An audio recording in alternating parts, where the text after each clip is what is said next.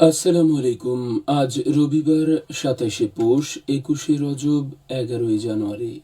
বাংলাদেশ বেতার, সিলেট। সংবাদ পড়ছি মোহাম্মদ খলিলুর রহমান। ত্রয়োদশ জাতীয় সংসদ নির্বাচনে রিটার্নিং অফিসার কর্তৃক মনোনয়নপত্র গ্রহণ ও বাতিলের আদেশের বিরুদ্ধে নির্বাচন কমিশনে দায়ের করা আপিল আবেদনের শুনানি অব্যাহত আছে। প্রধান নির্বাচন কমিশনার এএমএম নাসির উদ্দিনের সভাপতিত্বে ফুল কমিশন শুনানি গ্রহণ করছেন। শুনানিতে আপিলকারী বা তাদের প্রতিনিধিরা যুক্তি তুলে ধরছেন।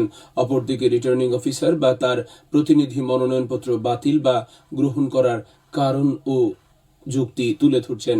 শুনানি গ্রহণ শেষে মনোনয়নপত্র গ্রহণ ও বাতিলের আদেশের বিরুদ্ধে আপিলের রায় তাৎক্ষণিকভাবে জানিয়ে দেওয়া হচ্ছে।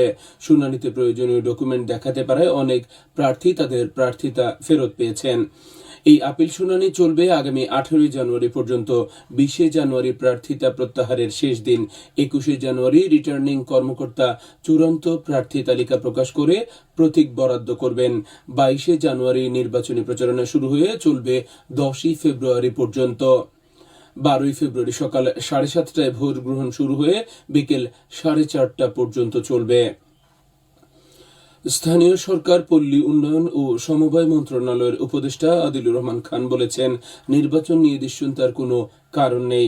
ভোটাররা পরিবার ও পরিজন সহ আনন্দমুখর পরিবেশে ভোট দিতে পারবেন। এই নির্বাচন দেশের ভবিষ্যতের জন্য গুরুত্বপূর্ণ দিক নির্দেশনা নির্ধারণ করবে। তিনি গতকাল সিলেটের দক্ষিণ সুরমার কদমতলী কেন্দ্রীয় বাস টার্মিনাল পরিদর্শন শেষে সাংবাদিকদের সাথে মতবিনিময়কালে এসব কথা বলেন। এ সময় তিনি বাস স্ট্যান্ডের বিভিন্ন প্ল্যাটফর্ম ঘুরে দেখেন এবং সমস্যা পর্যবেক্ষণ করেন। তিনি বলেন, নির্বাচনের সময় লেভেল প্লেইং ফিল্ড নিশ্চিত করা হয়েছে এবং এটি কার্যকর থাকবে। উপদেষ্টা আরো বলেন, রক্ত দিয়ে প্রাপ্ত জুলাই সনদের পক্ষে জনগণের মতামত হ্যাঁ ভোটের মাধ্যমে প্রতিফলিত হবে। এছাড়া বিভিন্ন রাজনৈতিক দলের নির্বাচিত প্রতিনিধির মাধ্যমে দেশের গণতান্ত্রিক প্রক্রিয়া আরো শক্তিশালী হয়ে উঠবে। আগামী 22 জানুয়ারি সিলেট সফরে আসছেন বিএনপির চেয়ারম্যান তারেক রহমান। হযরত শাহজালাল রহমতুল্লাহি আলাইহি এর মাজার জিয়ারতের মধ্য দিয়ে ত্রয়োদশ জাতীয় সংসদ নির্বাচনের প্রচারণা শুরু করবেন তিনি। গতকাল বিএনপির মিডিয়া সেলের পক্ষ থেকে গণমাধ্যমকে এই তথ্য জানানো হয়েছে। ভোটের প্রচার শুরুর বিষয়ে গতকাল ঢাকার একটি হোটেলে সংবাদ মাধ্যমের সম্পাদকদের সঙ্গে শুভেচ্ছা বিনিময় অনুষ্ঠানে তারেক রহমান বলেন, সামনে নির্বাচন এবং আমি একটি রাজনৈতিক দলের সদস্য। স্বাভাবিকভাবেই আমরা 22 জানুয়ারি থেকে আমাদের সকল রকম পরিকল্পনা নিয়ে জনগণের সামনে যাব। জানা যায়, আগামী 21 জানুয়ারি জাতীয় সংসদ নির্বাচনের প্রতীক বরাদ্দ দেওয়া হবে। 22 জানুয়ারি থেকে শুরু হবে আনুষ্ঠানিক প্রচারণা। বিএনপি আনুষ্ঠানিকভাবে নির্বাচনী প্রচারণা শুরু করবে। এর অংশ হিসেবে তারেক রহমান সিলেটে হযরত শাহজালাল ও হযরত শাহপরান রহমতুল্লাহি আলাইহি এর মাজার জিয়ারতের মাধ্যমে প্রচারণার সূচনা করবেন। পরে সিলেট থেকে সড়কপথে ঢাকায় ফেরার সময় তিনি বিভিন্ন স্থানে পথসভা ও জনসভায় অংশ নেবেন। এরই ধারাবাহিকতায় মৌলভীবাজারে একটি জনসভায় যোগ দেওয়ার পর তিনি শ্রীমঙ্গলে নির্বাচনী পথসভায় বক্তব্য রাখবেন। সিলেট এমসি কলেজ কেন্দ্রে 2023 সালের এলএলবি শেষ পর্বের পরীক্ষা গতকাল শুরু হয়েছে। এ কারণে পরীক্ষা শুরুর 1 ঘন্টা আগে থেকে পরীক্ষা শেষ হওয়ার 1 ঘন্টা পর পর্যন্ত কলেজ এলাকার 200 গজের মধ্যে সব ধরনের মিছিল, সভা ও সমাবেশ সম্পূর্ণ নিষিদ্ধ থাকবে। এছাড়া বহিরাগত ও অবাঞ্ছিত ব্যক্তিদের প্রবেশ এবং জননিরাপত্তার জন্য হুমকি স্বরূপ যে কোনো কার্যক্রম নিষিদ্ধ থাকবে। আগামী 16, 23 ও 30 জানুয়ারি, 6, 20 ও 27 ফেব্রুয়ারি এবং 6 মার্চ একই সময়ে পরীক্ষা অনুষ্ঠিত হবে।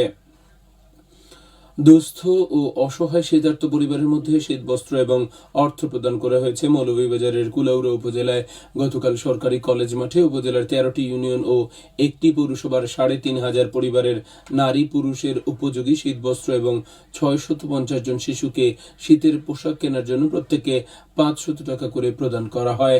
এ সময় জনপ্রতিনিধি সহ গণ্যমান্য ব্যক্তিবর্গ উপস্থিত ছিলেন।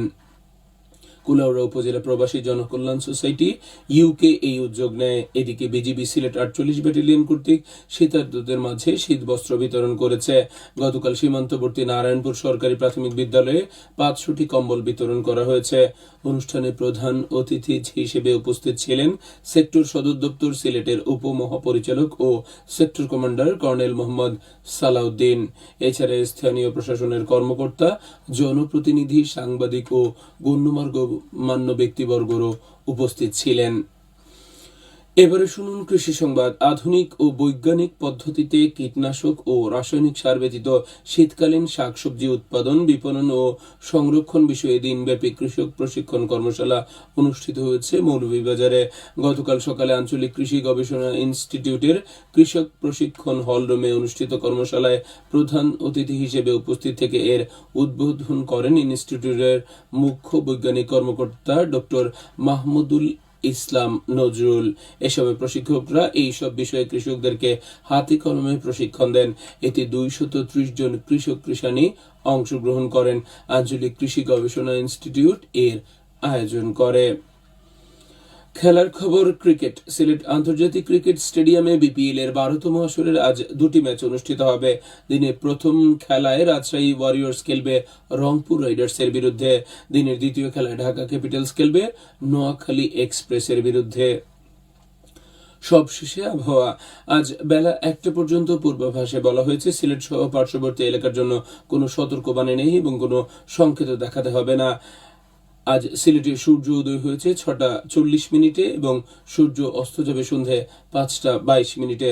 সংবাদ শেষ হলো। পরবর্তী স্থানীয় সংবাদ প্রচারিত হবে দুপুর 1টা বেজে 5 মিনিটে।